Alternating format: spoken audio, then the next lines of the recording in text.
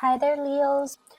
I have a message, an image that came in, and so I'm going to relay that, and that's going to set the tone for the foundation of this reading, and then we'll go into the energy for the spread that I have laid out here. So, first of all, I see you, kind of, it looks like a medieval knight, but it's somebody who's like, maybe like a squire, and I see a tower. And so you're in a field, there's a tower, so you're in a field, and there's a tower right there, and it seems to me like you live in that tower or you train in that tower, but I see you kind of you walk out into the field and there's like grains and wheat and you're just running around having fun doing your cartwheels, kind of running around. I see you alone, and then far away there's like the woods, and then there's this person. It's not a menacing person. There's a person on a horse, and they're charging towards you. And when you see them, you automatically run back into your tower and you lock the door. And then that person on the horse, they go away. And then when you see that they've gone away, then you come out and you play around your tower. And then you might even taunt the person on the horse, and then they come running back to you, and then you run back into your tower. So that's the message I'm getting. And you know that the tower stands for safety. It stands for like this safe refuge, or this place of haven where we can always come back to when life deals us a blow. And I feel there is a sense here where it can feel over time like your geographical location might be very, very limited. So let's just say, okay, if the tower is in the middle, right, you're bounded by the circumference, like you can only roam so far, okay, because it's a place of refuge, so you can always retreat back to it. So you are only going to be able to, venture so far away from it before you start to feel that sense of anxiety, like, oh no, am I going to be able to run back in time? If it rains, am I going to be able to make it without getting wet? If there's somebody chasing after me, and they're on horseback and I'm on, I'm running with my legs alone, am I going to be able to get back before they catch up to me? So there's an element here about being bounded by your geography. And for some of you, honestly, I feel like it could be, the environment that you're in. Are there jobs that are appropriate to your field or to your area of expertise? Okay, so like, for example, you might be, this is an extreme example just to get my point across. You might be a marine biologist and you live in the desert. Okay, and you're just like, where are all the marine biologists jobs? So you look online, or you surf the internet, or you read the newspaper, and you're looking for a marine biologist position or vacancy, and you're just like, when is it going to happen for me? So that's an extreme situation. Okay, you have to go where life is calling. Okay, you have to step out of your comfort zone. You have to go where life is calling you. I feel for many of you too, I keep seeing somebody who's like, let's say you grow up in one city, right? You move away for college, and then as soon as you graduate college, you move back to that city. So wherever you grow up, you move away for college, and then you come back.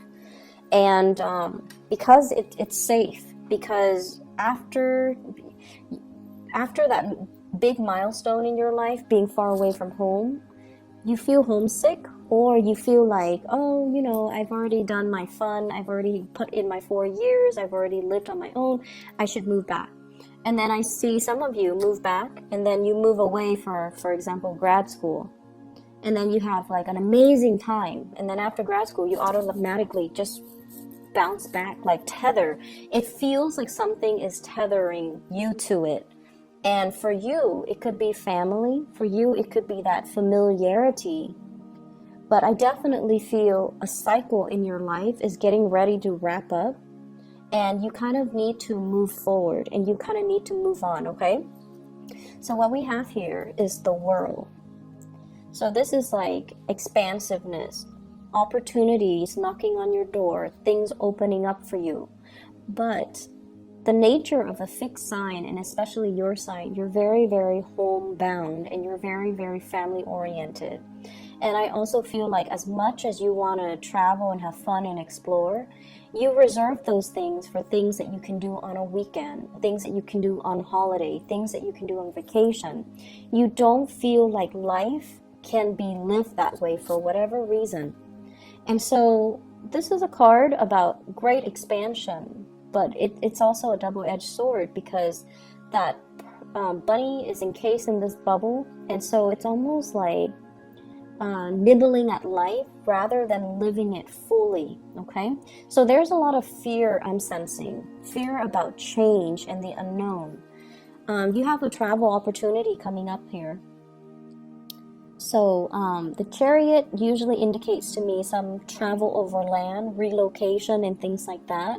But you are very conflicted, okay? Emotionally, you're very conflicted, because once again, there is my place of refuge, but there's like a whole world of opportunities out there for me. And so I feel like the time period where you are keeping yourself, within like that 10-mile radius, kilometers, whatever you want to call it, there is a radius, and for whatever, it's self-imposed, and for whatever reason you don't feel like you can step out of it. You don't feel it's safe. You are quite fearful, I'm sensing. This is a card about finances. Okay, so I definitely feel many of you are at a point where you are keeping track of how much you're earning. And I feel like this process about nickel and diming yourself, being very thrifty with your spending. And I feel for many of you, you might be saving up for a car, okay? With the Chariot card, movement by land.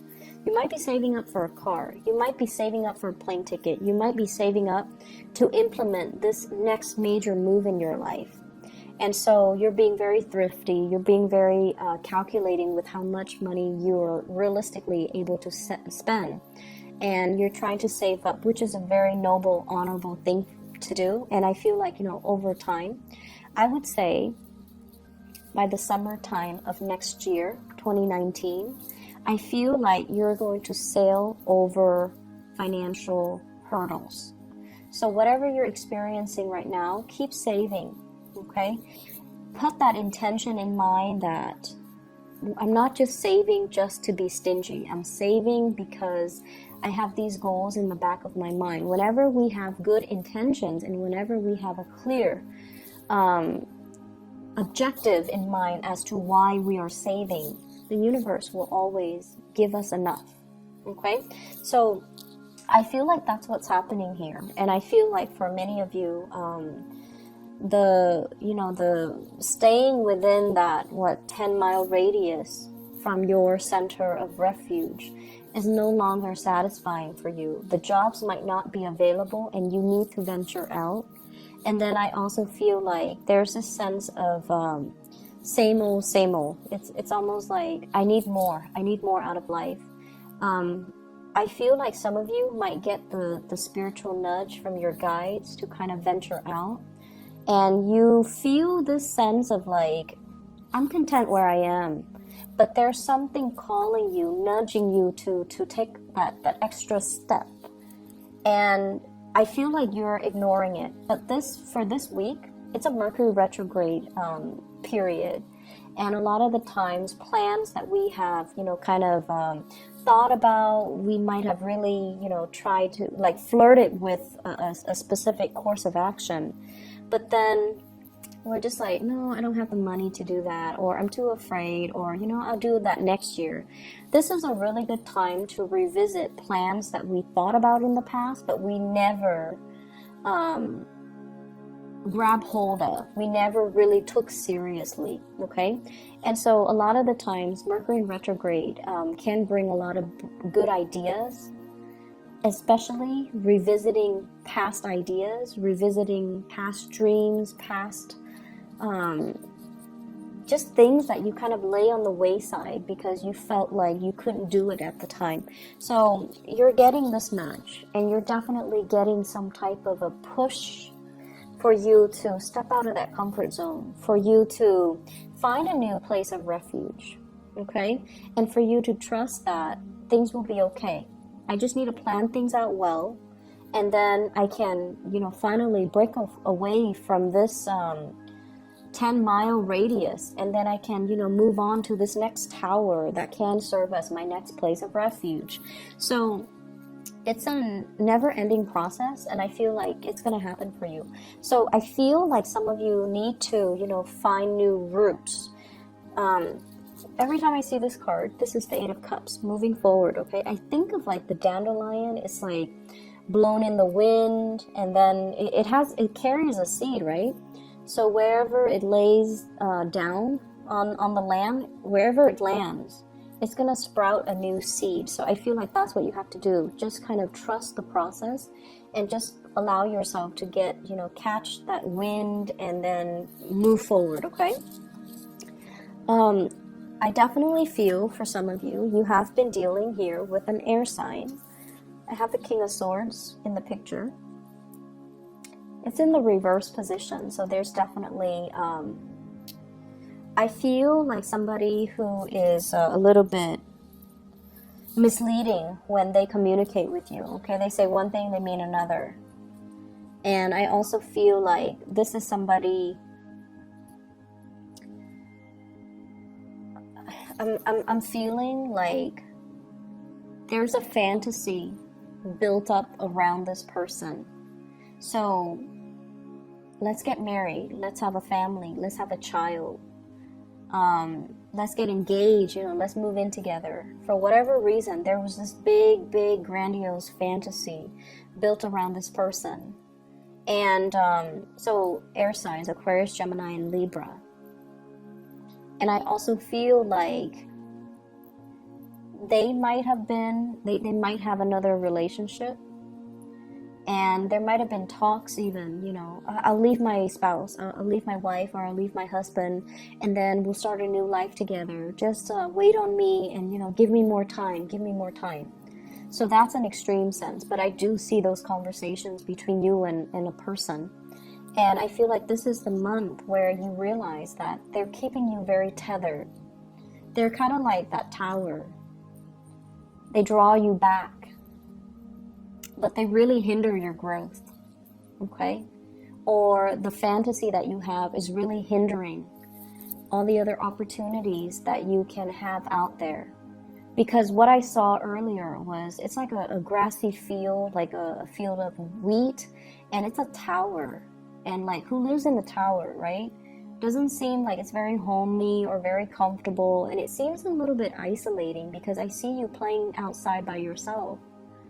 And so it can feel a little bit lonely in this relationship, I feel, even though you feel like this person will protect me. They're kind of like that fortress of strength and stability, but it just doesn't feel to me like you are 100% happy. And then I also feel like for some of you, there are like contract jobs, okay? It's like let's say the job contract, there's a company that is retaining you, and they give you projects that last like 3 or 4 months at a time. And then, like when you are in the midst of it, or when you land that contract, it gives you this really big emotional high. And then 1 month right before the contract ends, you get into this sense of anxiety, like, oh my gosh, where's my next paycheck going to come from? I have to scramble. So rather than enjoying the process of completing a project, the satisfaction we get for work that is well done, rather than doing that, you're spending that last month like scrambling around for new work, for new projects, for new contracts, for new, opportunities. And so you're living almost like from paycheck to paycheck. You're living almost like from one provisional time frame. There's a definite start date and there's a definite end date. And then you're scrambling for the next start date and the next end date. So it feels like you can't really plan anything long term. because everything revolves around, you know, start, end date, start, end date. And so you never set down, you never are able to put down roots. You're never able to feel stable and secure. So I don't know what's happening with you guys. But it just seems to me like you're not very grounded, and you need that sense of groundedness in order for this anxiety to go away. And so really focus on, you know, what do I need to get that sense of groundedness? And I feel for many of you, finding that job that is more long-term rather than contract-based is going to be long-term. And then wherever that job is, be willing to relocate in order to give it a chance, okay? And don't talk yourself out of it, because I feel like wherever you are right now, I keep seeing you outside in the grass, you know, in the field, like playing just by yourself. And it feels to me like we don't need a lot of people in order to be happy. But I feel like it just feels a little empty. And I feel like that's not what a Leo person would want. You shine your brightest when you're in the company of others. And you shine your brightest when you can share your achievements with other people. And especially with the people that you love, you want to be able to share the moment with them, but also see the pride and see the admiration and see the, you know, the love in their eyes. But it just seems like, you know, just playing alone in that field, it can feel a little bit lonely. Give me 1 second. There's another message coming through. I was trying to figure out, you know, the person on the horse, like, chasing you. I don't see any malice. Like, they're not, you know, going to catch you and kill you, or they're not going to hurt you.